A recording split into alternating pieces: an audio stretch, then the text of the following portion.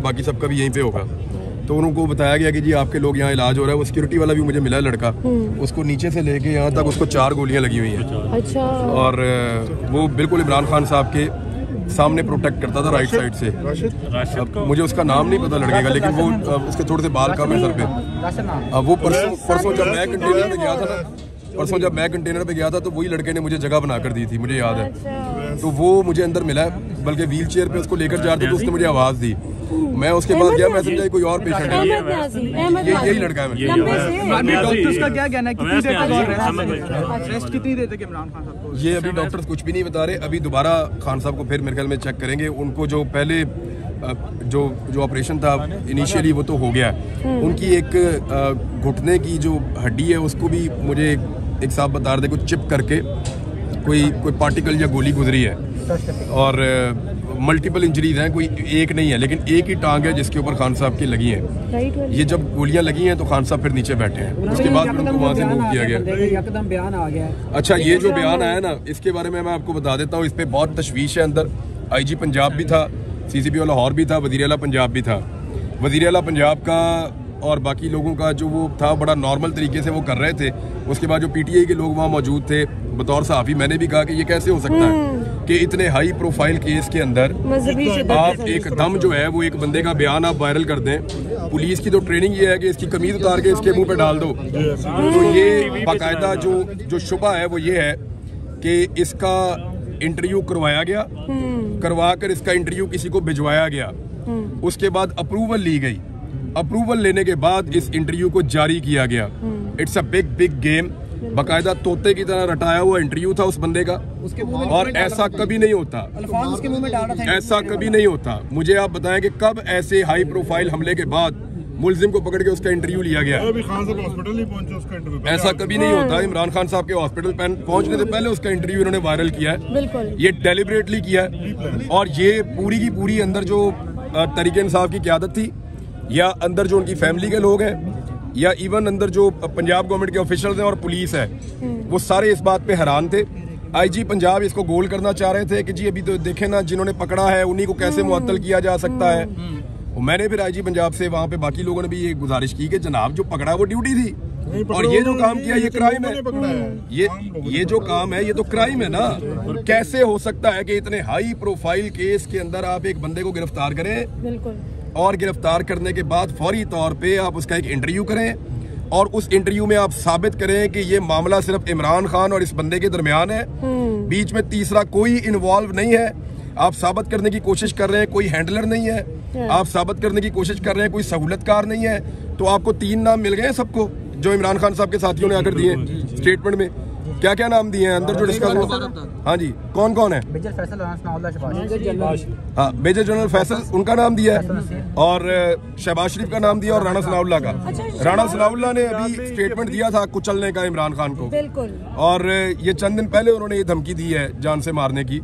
उसके अलावा शहबाज शरीफ का भी उन्होंने नाम दिया है, और ये तीनों नाम अब आपके सामने हैं।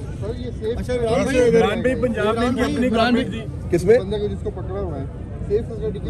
देखें, ये फौरी तौर पे होना ये चाहिए कि इस बंदे को लाहौर शिफ्ट किया जाए, बिल्कुल, और इसकी इंक्वायरी यहाँ IG ऑफिस की ज़ेरे निगरानी हो, और तमाम फैसिलिटीज प्रोवाइड की जाएं। जियो फोरेंसिक पूरी तरह होना चाहिए। देखिए, पुलिस के पास वो वसाइल नहीं है जो पाकिस्तान की इंटेलिजेंस एजेंसीज के पास हैं। अगर शफाफ तहकीकात हो तो पता चलेगा कि इसका हैंडलर कौन है। और देखें, ये 9mm का पिस्टल था, ये 9mm का पिस्टल था, और ये जो पिस्तौल था, याद रखिएगा, आम आदमी इसको हैंडल नहीं कर सकता। मैं वेपन्स को जानता हूँ। ये 9mm का पिस्टल था, इसमें 18 गोलियां मैक्सिमम डलती हैं। अगर आप इसके ऊपर छोटा मैगजीन लगाएं तो नॉर्मल मैगजीन, 18 गोलियां इसके अंदर डलती हैं। दूसरा, ये ऑटोमेटिक था। ये पाकिस्तानी पिस्टल ऐसे ऑटोमेटिक नहीं होते। ये ऑटोमेटिक पिस्टल, इसकी हैंडलिंग भी आम आदमी नहीं कर सकता। ऑटोमेटिक पिस्टल तब रखा जाता है जब आपने किसी को जान से मारने का फैसला कर लिया हो कि मैं गोली चलाऊंगा तो सारी गोलियां एक साथ मैं स्प्रे करूंगा और फेंकूंगा। इसकी एक साथ सारी, और इस आदमी की जेब से कोई नशा आवर पुड़ी भी निकली है। तो एक नशई जो है उसको इस्तेमाल किया गया, और उस नशई के बाद इतना महंगा पिस्तौल वो क्या कर रहा था। दूसरा, ये जो आसान वाला एलिमेंट डाला गया ना बीच में, ये झूठ है। कहा जा रहा है कि 2 बंदे। मैं परसों कंटेनर पे था, मैं आपको क्लियर कर देता हूँ। ये बिल्कुल, मैं परसों कंटेनर पे था, वहाँ पे अजान होती है, बिल्कुल कंटेनर के रेड लाइन तो क्रॉस हो मैं नहीं, बिल्कुल वो अजान वाली बात कंप्लीट कर ली। मैं भी परसों थी, बिल्कुल सही मैं बात परसों है। कंटेनर पे था, बिल्कुल कंटेनर के ऊपर बाकायदा अजान होती है। वो अजान मुझे ऐसा लगा जैसे फैसल जावेद खान की आवाज में है या फैसल की आवाज में है या किसी और की, लेकिन वो कंटेनर के स्पीकर से अजान चलती है, बिल्कुल अजान दी जाती है कंटेनर के स्पीकर से। उसके बाद वहाँ पे जो लोग मौजूद होते हैं कंटेनर पे, वहाँ कुर्सी मौजूद है और एक सोफा मौजूद है, वो लोग उसके ऊपर बैठ के नमाज पढ़ते हैं। बिल्कुल बिल्कुल मैंने खुद वहाँ पे लोगों को नमाज पढ़ते हुए अजान के बाद देखा है। एजाज चौधरी साहब वहाँ नमाज पढ़ रहे थे, अजान के बाद बिल्कुल खामोशी कर दी गई थी थोड़ी देर के लिए। फिर वहाँ पे इमरान खान साहब ने नमाज पढ़ी है, बाकी लोग वहाँ पे मौजूद थे, उन्होंने भी नमाज पढ़ी है। तो उसके बाद दोबारा इमरान खान साहब ने कहा कि अब नात से शुरू करो। फिर नजम शराज ने गालिबन 2 मरतबा एक नात पढ़ी, तो इमरान खान साहब ने कहा तुम फिर पढ़ो, उन्होंने फिर दोबारा नात पढ़ी। तो मुझे अच्छी तरह पता है कि ये जो एक बहाना बनाया गया ना, तोते की तरह रटा रटा है बयान कि अजान हो रही थी और गाने चल रहे थे, तो नहीं। एक तो जिस वक्त ये गोली चली है उस वक्त कवाली थी, आप वीडियो में देख सकते हैं कि उस वक्त अल्लाह वाली कवाली चल रही थी। दूसरा मैं जानना चाहता हूँ कि अजान के वक्त कवाली चलने पे इस आदमी ने पहले कितने कत्ल किए हैं? क्या ये ऐसे ही करता है हमेशा? हमारे यहाँ पे बार बार बरारविल अव्वल के भी हम लोग जश्न मनाते हैं, बाकी चीजें भी होती हैं। तो ये सिर्फ एक बंदे को ऐसा लगता है तैयार किया गया था, ये एक हो रहा है, इसके हैंडलर्स कोई और हैं, और वो हैंडलर जो है उन्होंने फौरी तौर पे बंदोबस्त किया। और मैं आपको फिर बता रहा हूँ कि पहले ये वीडियो रिकॉर्ड की गई है, फिर इस वीडियो को सुनवा के अप्रूवल ली गई है, अप्रूवल लेने के बाद इस वीडियो को जारी किया गया है कि ये वीडियो ओके, अब इसको जारी कर दिया जाए। ये बहुत जल्दी थी इस बात की। ये अभी तक एक हमलावर के बारे में इंफॉर्मेशन कंफर्म है और दूसरे के बारे में लोग बात कर रहे हैं, पुलिस ढूंढ रही है। देखिए, गवर्नमेंट ऑफ पंजाब को इससे बरीउज़िमा नहीं किया जा सकता। गवर्नमेंट ऑफ पंजाब की रिस्पांसिबिलिटी है और वफाकी हुकूमत की भी रिस्पांसिबिलिटी है इमरान खान को सिक्योरिटी देना, और अगर नहीं दे पाए तो गवर्नमेंट ऑफ पंजाब को भी इसका जवाब देना पड़ेगा। आपको भी तो धमकियां मिल रही है ना कि जुबान खराब कर देंगे, तो आप अपनी भी क्या सिक्योरिटी का कर रहे हैं? मतलब तो सारी लिमिट क्रॉस है। डगर किस तरफ चल रही है इमरान भाई? पहले अरशद शरीफ, आज खान साहब और कायदीन, क्या हो रहा है? लगता है कि देखिए, जिन लोगों ने प्रेस कॉन्फ्रेंस करते हुए ये कहा था, DG ISI ने और DG ISPR ने, इन दोनों साहिबान ने प्रेस कॉन्फ्रेंस करते हुए कहा था कि अरशद शरीफ को पाकिस्तान में कोई खतरा नहीं था। मैं आज उनसे पूछना चाहता हूं कि अरशद शरीफ के पास तो एक सिक्योरिटी वाला भी नहीं था, हमारा भाई तो अकेला फिरता था इस शहर में, और इमरान खान के साथ तो सिक्योरिटी बहुत ज्यादा होती है। अगर खान साहब के ऊपर अटैक हुआ है इस तरह से, तो फिर आप कैसे कह सकते हैं कि अरशद शरीफ इस मुल्क में सिक्योर था? 2 लोग अफगानिस्तान से पाकिस्तान में फैसिलिटेट किए गए थे, वो दोनों लोग अरशद भाई को कत्ल करना चाहते थे। हमें और बहुत सारे दूसरे लोगों को इस बात का पता था। अरशद भाई को बाकायदा उनकी तस्वीरें दिखाई गई थी और अरशद भाई का वो लोग पीछा कर रहे थे। ना सिर्फ वो पीछा कर रहे थे उनके ऑफिस तक, उनके घर तक, बल्कि उनको हरासा किया जा रहा था और उनको ये बताया गया था कि किसी भी वक्त आपको टारगेट कर दिया जाएगा। काफ़ी दिनों से अरशद भाई अपनी फैमिली, अपने बच्चों को भी बाहर नहीं लेकर जा रहे थे अपनी गाड़ी में साथ, कि मेरे पे जब हमला हो तो मैं अकेला मारा जाऊँ, मेरे साथ मेरे बच्चे नहीं होने चाहिए। लेकिन जब उनका चैनल बंद कर दिया, उसके बाद फिर उनके पास लड़ने के लिए हथियार ही कोई नहीं था, वजह ही कोई नहीं थी। तो देन उनको लोगों ने कहा कि अब आपको निकल जाना चाहिए, तो उन्होंने यही बेहतर समझा कि वो चले जाएं। उस रात अकेला अरशद शरीफ नहीं भागा था, मैं आपको कंफर्म कर देता हूं, उस रात 3 लोग भागे थे इस्लामाबाद से। 3 लोग जो इकट्ठे बैठे थे, उन्होंने मिलकर फैसला किया था कि आज हम इस्लामाबाद छोड़ देंगे जब तक हालात बेहतर नहीं होते। एक छोड़कर गए थे उस रात को काशिफ अब्बासी साहब, वो लाहौर आ गए थे।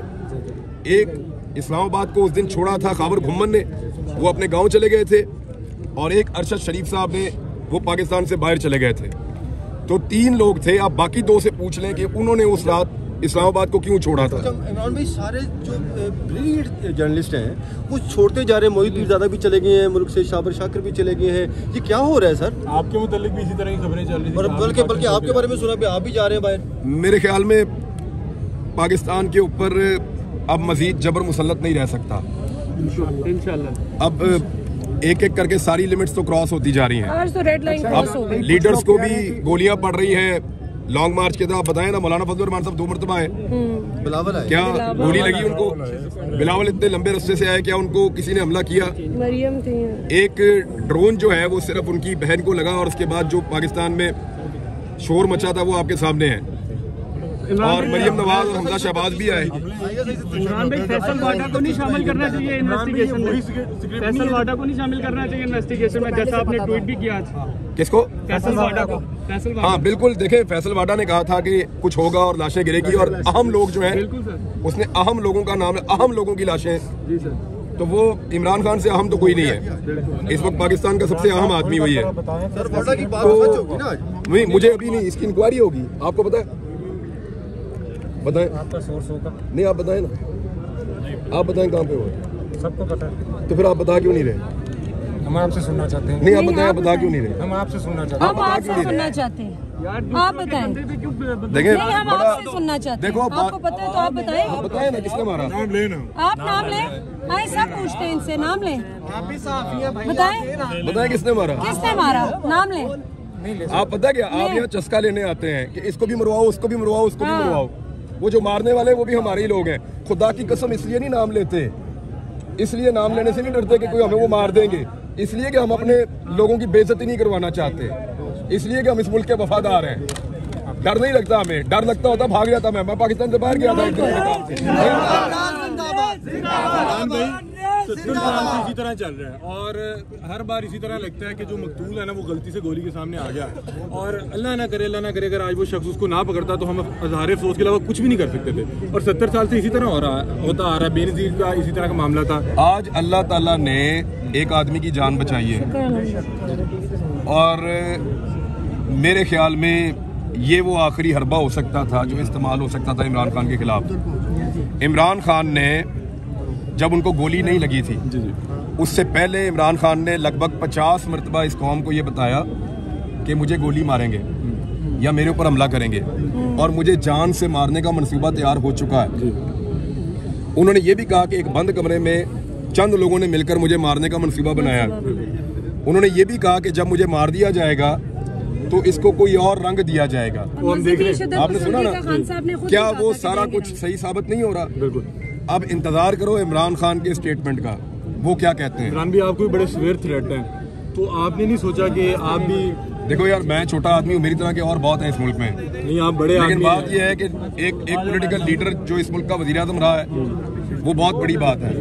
मेरे जैसे छोटे छोटे लोग आते रहते हैं, जाते रहते हैं और मेरे आने जाने से कोई फर्क नहीं पड़ता। आपकी खान साहब से मुलाकात हुई है? मैं अंदर साहब, मैं सब कुछ देख के हर चीज़ रिपोर्ट लेकर आ रहा हूँ। अब क्या लगता है कि जो लॉन्ग मार्च है इसमें मजीद जान डल जाएगी या ये तहरीक को रोकने में? मुझे नहीं लगता कि अभी फौरी तौर पे इमरान खान साहब निकल के किसी लॉन्ग मार्च का हिस्सा बन सकते हैं। खान साहब की हालत उनकी देखें, वो 70 ईयर्स उनकी एज है, ये भी तो आप ज़हन में रखें। वो बहुत मजबूत आदमी है आसाबी तौर पे, बल्कि वो हॉस्पिटल में सब कंट्रोल कर रहे हैं। वो ये पूछ रहे हैं कि यार रश ना लगाओ, ये ना करो, वो ना करो, वो किधर है, उसको लगी और किसको लगी मुझे बताओ, इनको बुलाओ इधर। वो ये कर रहे हैं कि अपने जो बाकी जख्मी हैं उनको भी यहाँ बुलवा रहे थे कि उनको भी लेकर आओ इधर, इसी तरह उनका इलाज करो और लोगों की खैरियत भी पूछ रहे थे। और उसके अलावा अग्रेशन तो है, फिर आपको आइडिया है सूरत हाल जिस तरह की बनी है उसमें कोई आदमी नॉर्मल नहीं रह सकता जिसके साथ आप इतनी बड़ी ज्यादती करें। इमरान भाई, पंजाब में कल बड़ी अहम मुलाकात हुई है, सादिक संजरानी साहब जो हैं परवेज़ इलाही साहब से मिले, तो आपको लगता है कि कोई हालात और उनका रुख भी बदल रहा है? क्योंकि पंजाब में जहाँ पे आपकी हुकूमत, सिक्योरिटी आपकी अपनी, और वहाँ पे इस तरह का मामला होता है और उसके बाद पकड़ के फौरी तौर पर जो बयान दिलवाया जाता है। सादिक संजरानी साहब को अपनी मुसीबत पड़ी हुई है ना, उनके ऊपर तहरीक-ए-एतमाद की तलवार है, तो वो उनके अपने अलग मामला हैं। इमरान भाई, लगता है कि इस तरह के कंडों से जो है वो लॉन्ग मार्च को रोक दिया जाएगा या फिर जो रुकावटें बार बार डालने की कोशिश कर रहे हैं इससे लोगों के हौसले जो है वो थोड़े से पस्त होंगे? देखें, अगर आज जो टारगेट करने वाला है खुदा न खास्ता वो अपना टारगेट अचीव करता तो आप कुछ और कह सकते थे। नहीं, अब नहीं, अब नहीं। तब से लेकर आज तक कब ये वाक़यात रुकेंगे? कब तक हम लोगों का खून बहता जब तक कौम खड़ी नहीं होती? कब तक ऐसा चलेगा? आपने तय करना है कब तक। यस, आप लोगों ने तय करना है कब फैसला तक। कर चुके हैं आप, red line has been crossed. अपने फैसले को इम्प्लीमेंट कीजिए, ठीक हो जाएगा। ठीक है, थैंक यू। अल्लाह आपकी हिफाजत करे इमरान भाई।